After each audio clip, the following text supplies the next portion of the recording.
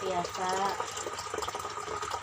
Muridkeun Samira naon sih sabenerna pentingna urang ngagaduhan cita-cita atanapi ngarancangan kahayang teh.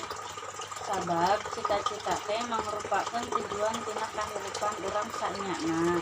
Ngarancang kahirupan atanapi ngagaduhan cita-cita teh penting pisan keur diri urang, supados urang langkung sumanget dina ngajalankeun kahirupan.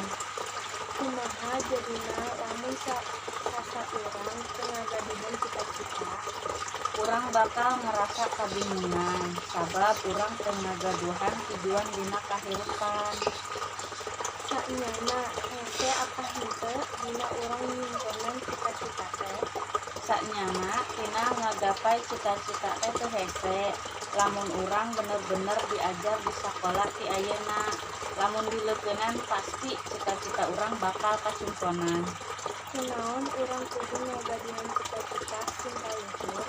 Maksudna urang kudu miboga cita-cita sajangkung langit teh, urang ulah asa-asa keur ngagaduhan cita-cita anu luhur.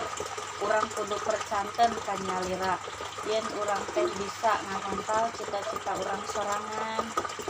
Nah cekat sakitu wae wawancara singkat ti abdi. Hatur nuhun kana waktu sareng jawabanana. Ayeuna abdi langkung tenang kana intina urang ngagaduhan cita-cita teh. Nuhun sami-sami sawangseulna.